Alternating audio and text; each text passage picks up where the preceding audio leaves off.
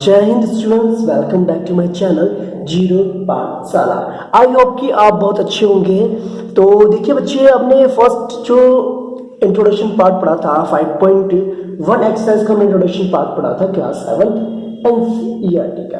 ठीक है, अब हम जो पढ़ने जा रहे हैं इंट्रोडक्शन पार्ट ऑफ एक्सरसाइज 5.2। ठीक है, तो देखते हैं, स्टार्ट करते हैं। ये आज का जो टॉपिक है इंट्रोडक्शन एक्सरसाइज 5.2। ओके, देखिए सबसे पहली बात हम बात करते हैं इंटरसेक्टिंग लाइंस की। तो इंटरसेक्टिंग लाइंस मैंने आपको जो 5.1 एक्सरसाइज थी उसमें कुछ क्वेश्चंस थे, उसमें भी आपको एक्सप्लेन किया था। देखिए इंटरसेक्टिंग लाइंस बेसिकली होता क्या है? द लाइंस, टू लाइंस, देखो सपोज कि एक लाइन हमारी ये है, लाइन का जो नेम है ना बच्चे, हम स्मॉल लेटर से रिप्रेजेंट करते हैं। ठीक है, अगर एक लाइन ये है और दूसरी लाइन हमारी ये है, इसको सपोज कि हमने एम नाम दे दिया। Okay, this two lines are intersecting lines. क्यों है इंटरसेक्टिंग लाइंस? क्योंकि ये एक दूसरे को एक पार्टिकुलर पॉइंट पे इंटरसेक्ट कर रही हैं, और जिस पॉइंट को हम कहते हैं, क्या कहते हैं बच्चे? Point of intersection. ओके, जहां पर दोनों लाइंस एक दूसरे को इंटरसेक्ट कर रही है उनको हम कहते हैं पॉइंट ऑफ इंटरसेक्शन। और आपने जो है एक्सरसाइज 5.1 की इंट्रोडक्शन में या उसमें भी आपने समझा होगा कि ये जो एंगल्स होते हैं जो इनके वर्टेक्स पे बन रहे हैं, वर्टेक्स पे जो एंगल बन रहे हैं, देखो वर्टेक्स है ना, कॉमन वर्टेक्स है। ठीक है, इनके वर्टेक्स पे जो अपोजिट एंगल्स जो बन रहे हैं, ये जिनको वर्टिकली अपोजिट एंगल्स कहते हैं, ये आपस में क्या होते हैं? इक्वल होते हैं। तो आपको पता है ये एंगल 1 2 आपस में इक्वल होंगे और 3 और 4 आपस में इक्वल होंगे। ठीक है, क्यों होंगे? क्योंकि ये वर्टिकली अपोजिट एंगल्स होते हैं। ठीक है बच्चे, आपको पता है ना, angle 1 equals to angle 2, angle 3 equals to angle 4। Why? Because these are vertically opposite angles. ठीक है बच्चे, बात समझ में आ गई? इंटरसेक्टिंग लाइंस कौन सी होती है? Intersecting lines are those which are intersecting each other at a particular point. एक पार्टिकुलर पॉइंट पे जो है एक दूसरे को इंटरसेक्ट कर रही हैं, उन्हें कहते हैं हम इंटरसेक्टिंग लाइंस कहते हैं। अच्छा, अब बात आती है बच्चे ट्रांसवर्सल लाइन की। किसकी? Transversal line.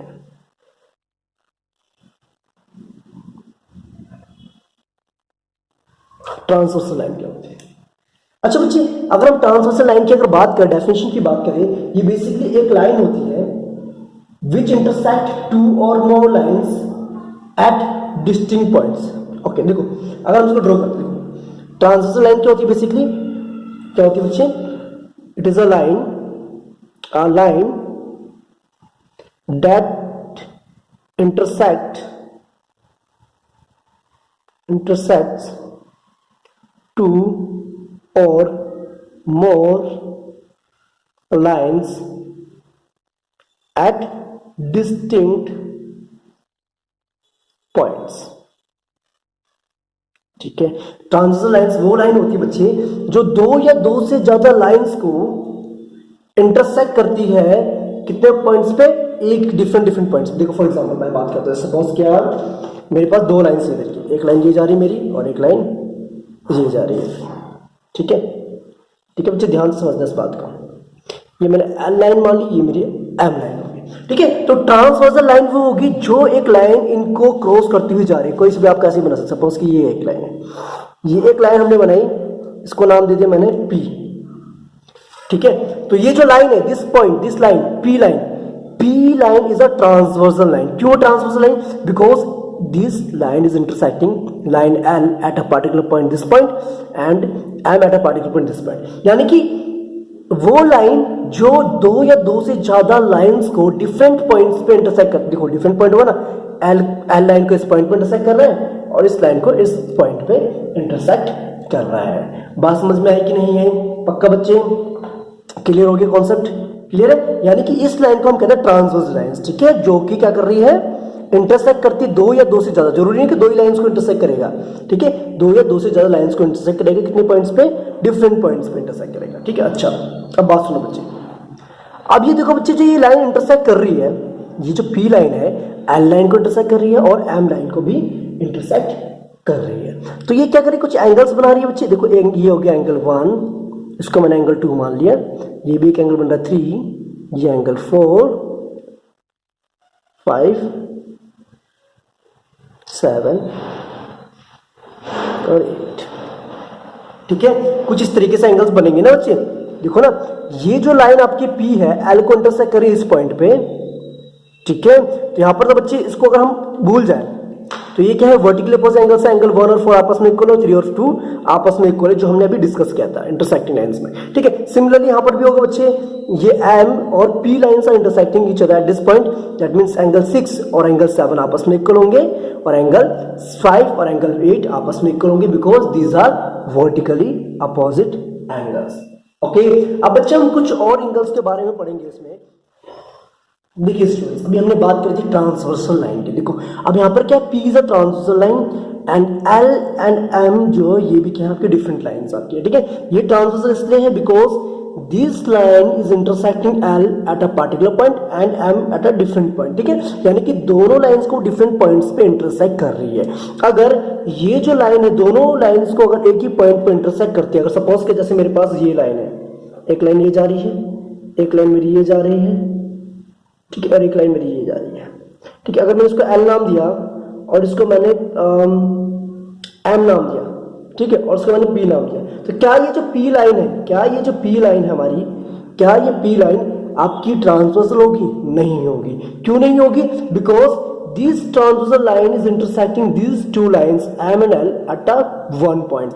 ओके, और मैंने क्या बताया था ट्रांसवर्सल की डेफिनेशन, कि वो ट्रांसवर्सल लाइन वो लाइन होती है जो डिफरेंट लाइंस को डिफरेंट पॉइंट्स पर इंटरसेक्ट करती है, ठीक है। अब हम बात करते हैं बच्चे डिफरेंट एंगल्स जो ये ट्रांसवर्सल बनाता है इंटरसेक्टिंग लाइंस के साथ, तो वो कौन कौन से होते हैं? पहली बात, क्रॉसपोंडिंग एंगल्स हमें पढ़ना है, इंटीरियर एंगल्स पढ़ना है, एक्सटीरियर एंगल्स पढ़ना है, pair of alternate interior angles, pair of alternate exterior angles, pair of interior angles on the same side of the transversal. अब देखिए ये होते क्या है, देखो वर्टिकली अपोजिट एंगल्स के बारे में हम पहले ही इंट्रोड्यूस कर चुके हैं। ये वाले जो वर्टेक्स पे बनते हैं अपोजिट साइड में वो इक्वल भी होते हैं और उनको वर्टिकली अपोजिट एंगल्स हम कहते हैं। अब बात आती है बच्चे पहले इंटीरियर एंगल्स की हम बात करते हैं। इंटीरियर एंगल्स मींस क्या होता है? जो अंदर बन रहे हैं, यानी कि अंदर की तरफ कौन से है बच्चे? अगर हम ये वाला पोर्शन लेके चले, दो लाइंस जो हमारी है, इसके अंदर वाला पोर्शन क्या ये है ना? तो इंटीरियर एंगल्स कौन कौन से हो जाएंगे आपका? 3, 4, 5 एंड 6, ठीक है। इंटीरियर एंगल्स कौन से हो गए आपके?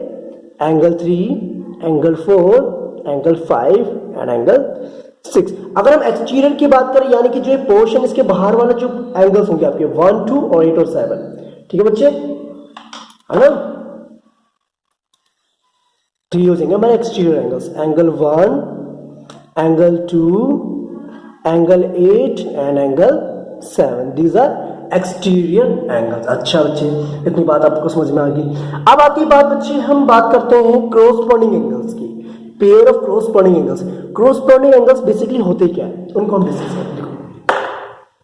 देखिए बच्चे, वो एंगल्स होते हैं जो ट्रांसवर्सल लाइन के साथ तो बन रहे हैं, है ना, which are forming with the transversal lines के साथ जो बनते हैं। सपोज के देखो बच्चे बात करते हैं, देखो एंगल 3 और एंगल 8, ये क्या है हमारे कॉरस्पॉन्डिंग एंगल्स हैं। कौन से बच्चे? एंगल 3 और एंगल F, ठीक है, और एंगल 4 और एंगल 7 कॉरस्पॉन्डिंग एंगल्स हैं। बात समझ में आएगी नहीं? देखो क्रॉसपोंडिंग एंगल्स बच्चे बेसिकली वो एंगल्स होते हैं, बनते तो ट्रांसवर्सल के साथ ही, ट्रांसवर्सल लाइंस के साथ ही बनते हैं, लेकिन क्या बनते हैं? एक एंगल अगर सपोज कि इसके वर्टेक्स पे यहां पर बन रहा है तो वो बनेगा उस लाइन के इस साइड में। नहीं समझ में आती? देखो क्रॉसपोंडिंग एंगल्स अगर आपको बच्चे चेक करना है तो एक बात ध्यान रखो, आपने देखना ट्रांसवर्सल लाइंस ये रही आपकी, ठीक है, और ये जो है आपकी इंटरसेक्टिंग लाइंस है। आपने चेक करा जहां पर F बनेगा, F फॉर्मेशन, देखो बच्चे ये एक लाइन आपकी ये जा रही है आपकी, ये आपकी स्ट्रेट गई और ये देखो ये F बन रहा है, इट इज फॉर्मिंग F। अगर बच्चे हम सब चीज भूल जाए तो ये F बन रहा है ना, it is in the shape of F। जिसमें बच्चे F शेप में होंगे, ठीक है, उसमें जो उसके वर्टेक्स के साथ जो एंगल्स बन रहे हैं ऊपर, और उसके जो अपोजिट साइड है, उसके दूसरी जो आपकी लाइन है उसके जस्ट इस साइड में, ठीक है, उससे हम क्रॉसपोंडिंग एंगल्स कहते हैं।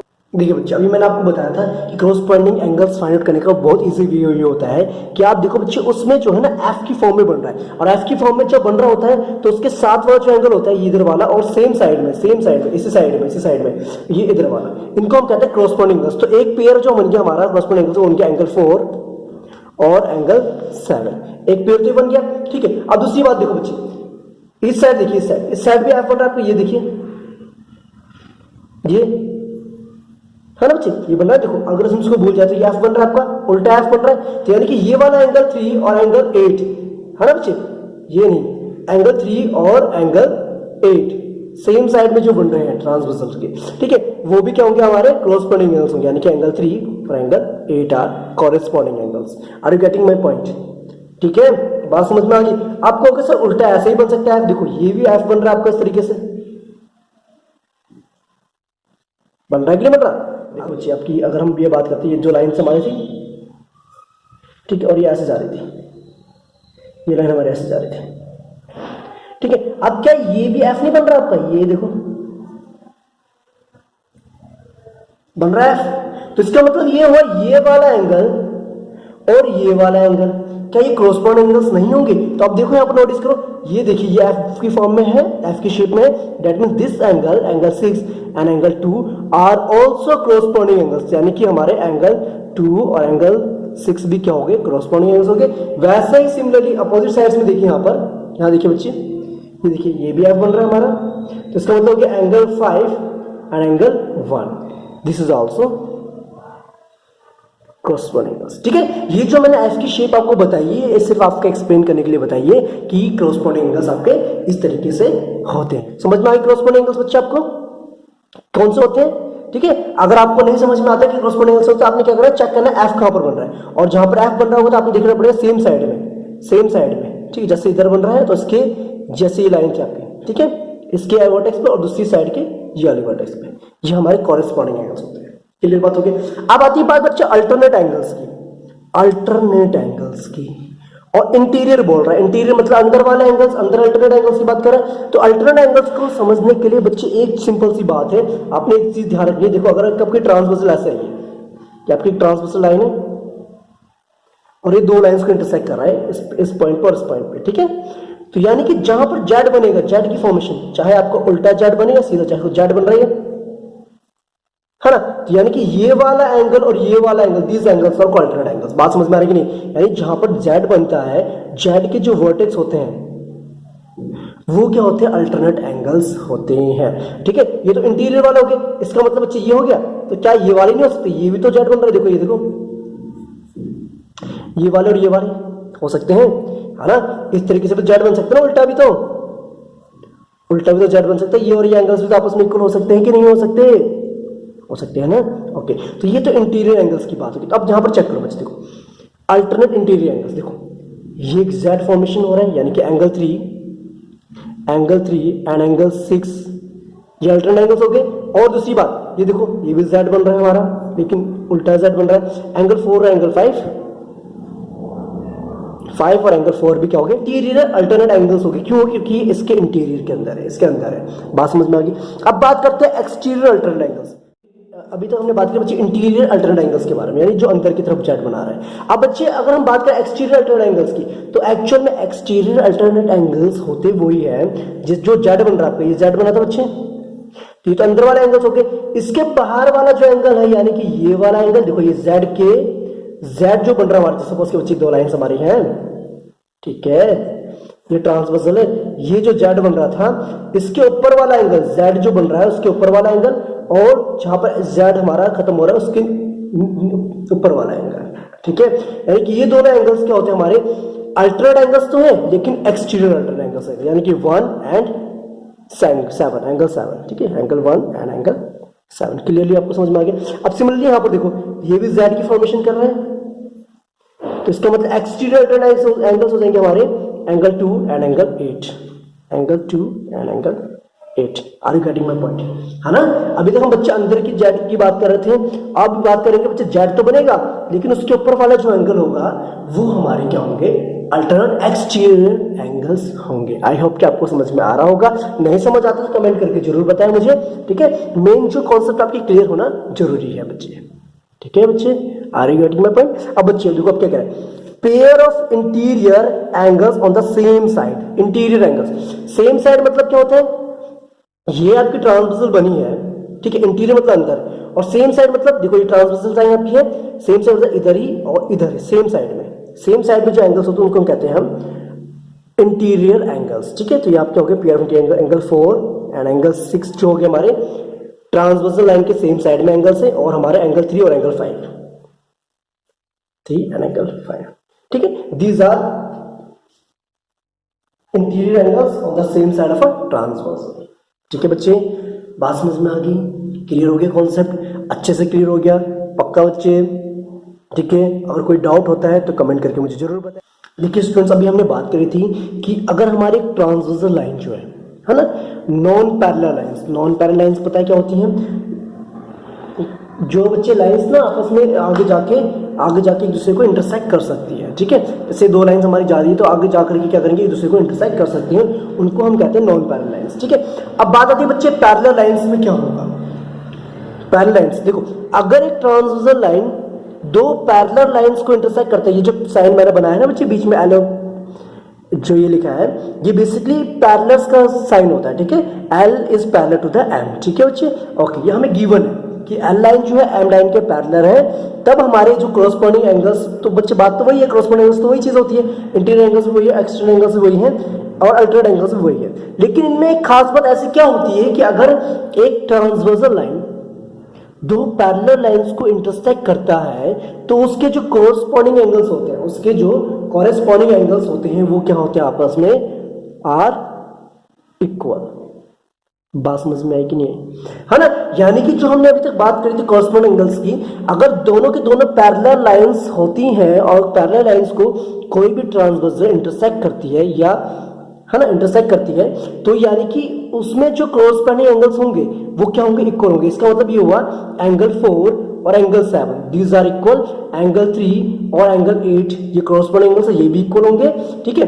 और उसके बाद बच्चे एंगल 2 और एंगल 6, एंगल 2 और एंगल 6, ठीक है, ये भी आपस में इक्वल होंगे, और एंगल 5 और एंगल 1 भी आपस में इक्वल होंगे, because these are corresponding angles जो कि हम डिस्कस कर चुके हैं, ठीक है। अब बात आती है बच्चे देखो अल्टरनेट एंगल्स की। इसमें अल्टरनेट एंगल्स भी इक्वल होते हैं, कब, जब ट्रांसवर्सल दो पैरेलल लाइंस को काटती है यानी कि इंटरसेक्ट करती है, तब उसके जो अल्टरनेट एंगल्स होते हैं यानी कि एंगल 3 और एंगल 6 ये क्या होंगे आपस में, क्या होंगे बच्चे, एंगल 3 और एंगल 6 जो है आपस में इक्वल होगा, एंगल 3 और एंगल 6 आपस में क्या होंगे, इक्वल होंगे, क्योंकि इंटीरियर अल्टरनेट एंगल्स और एंगल 5 और एंगल 4 जो है आपस में इक्वल होंगे, ठीक है। कब, जब ये दोनों लाइन पैरेलल्स होंगी, ठीक है। और ये जो आपका एंगल 8 और एंगल 2 ये जो एक्सटीरियर अल्टरनेट एंगल्स है ये भी आपस में इक्वल होंगे, एंगल 1 और एंगल 7 भी आपस में इक्वल होंगे। बात समझ में आ गई, ठीक है। ये कंडीशन तभी अप्लाई होगी जब ये दोनों लाइंस जो है पैरेलल है और ट्रांसवर्सल जो है पैरेलल लाइंस को इंटरसेक्ट कर रहा है। मैं बार बार यही बात बोल रहा हूँ, ठीक है। आपको समझ में आता है तो अच्छी बात है, नहीं आता तो मुझे बताएंगे जरूर आप, ठीक है। ओके बच्चे, ओके देन अब बच्चे बात करते हैं pair of interior angles on the same side of transversal. देखो अगर ये दोनों लाइंस पैरेलल है तो सेम साइड जो है ट्रांसवर्सल के सेम साइड पे जो एंगल्स बनते हैं इनका जो सम होगा, जैसे एंगल और angle 6 that will be equals to 180 degree, और जैसे आपका एंगल 3 और एंगल 5 सेम साइड पे बन रहे ट्रांसवर्सल के, ये भी 180 डिग्री के होंगे, यानी कि क्या होंगे, सप्लीमेंट्री होंगे। क्या होंगे, सप्लीमेंट्री होंगे, ठीक है। बस ये ध्यान रखना कि वो ट्रांसवर्सल जो है, जो ट्रांसवर्सल लाइन है वो दो पैरेलल लाइंस को कट कर रहा है। ओके बच्चे, बात समझ में आ गई, ठीक है। तो यानी कि हमें एक कंक्लूजन क्या मिला कि अगर एक ट्रांसवर्सल दो पैरेलल लाइंस को इंटरसेक्ट करता है तो उसके कोरस्पॉन्डिंग एंगल्स इक्वल होंगे। दूसरी बात, उसके अल्टरनेट इंटीरियर और एक्सटीरियर दोनों इक्वल होंगे। तीसरी बात, जो सेम साइड पे एंगल्स बन रहे हैं ट्रांसवर्सल के उनका सम 180 डिग्री यानी सप्लीमेंट्री एंगल्स के बराबर होगा। बात समझ में आ गई, चलो बात समझ में आ गई। अब अगर बच्चे, अगर हमें बोल रखा है, अगर इसका उल्टा हो, उल्टा मतलब अगर आपको दे रखा है कि ये जो हमें एंगल्स गिवन है यहाँ पर, इसमें जो कोरस्पॉन्डिंग एंगल्स है वो आपस में इक्वल है। अगर हमें उल्टा दे रखा है यानी कि हमें दे रखा है कि एंगल्स इक्वल है यानी कोरस्पॉन्डिंग एंगल्स इक्वल है और अल्टरनेट एंगल्स इक्वल है, तो इसका मतलब ये है दोनों लाइंस जो हैं, this two lines are parallel. नहीं समझ में बात है। अभी हमने बात करी अगर दोनों लाइंस पैरेलल हैं तो उनके corresponding angles, alternate angles equal होंगे, और सेम साइड में जो एंगल्स बनेंगे इनका सम 180 डिग्री होगा। कब, जब दोनों लाइन पैरेलल होंगे। अच्छा क्या बच्चा उल्टी बात नहीं कह सकते, उल्टा नहीं कह सकते? जैसे कि अगर हमने कहा कि इसके क्रॉसपोंडिंग एंगल्स आपस में इक्वल हैं, इसके अल्टरनेट एंगल्स आपस में इक्वल हैं, इसके इंटीरियर एंगल्स जो बन रहे हैं सेम साइड ऑफ ट्रांसवर्स उनका सम 180 डिग्री है, तो क्या ये दोनों लाइन पैरेलल नहीं हो सकती? हो सकती है ना। अगर क्रॉसपोंडिंग एंगल्स इक्वल है, ट्रांसवर्सल जो है एक एंगल्स बना रहे हैं क्रॉसपोंडिंग एंगल्स दो लाइंस के साथ, तो वो क्रॉसपोंडिंग एंगल्स अगर आपस में इक्वल है, इसका मतलब these two lines are parallel to each other. ठीक है, यानी कि हम इसका कन्वर्स भी कह सकते हैं। ठीक है बच्चे, ओके। आई होप कि आपको ये वीडियो बहुत पसंद आई होगी। अगर आपको कॉन्सेप्ट्स क्लियर होते हैं तो आप जो है एक कमेंट जरूर करेंगे, अगर नहीं समझ आता है तब भी आप कमेंट करके जरूर जाएं। ठीक है, ताकि मैं जो है वीडियोस में पूरी इंप्रूवमेंट करने की कोशिश करूंगा। ठीक है बच्चे, ओके। ठीक है स्टूडेंट्स, ओके। अब बच्चे हम बात करेंगे एक्सरसाइज के क्वेश्चंस को डिस्कस करेंगे वन बाय वन। तब तक जो है आप इस वीडियो को देखिए, इंट्रोडक्शन को अच्छे से समझिए और डाउट होने पर कमेंट करके मुझे जरूर बताएं और अपना ख्याल रखें। जय Hind, take care and thank you students.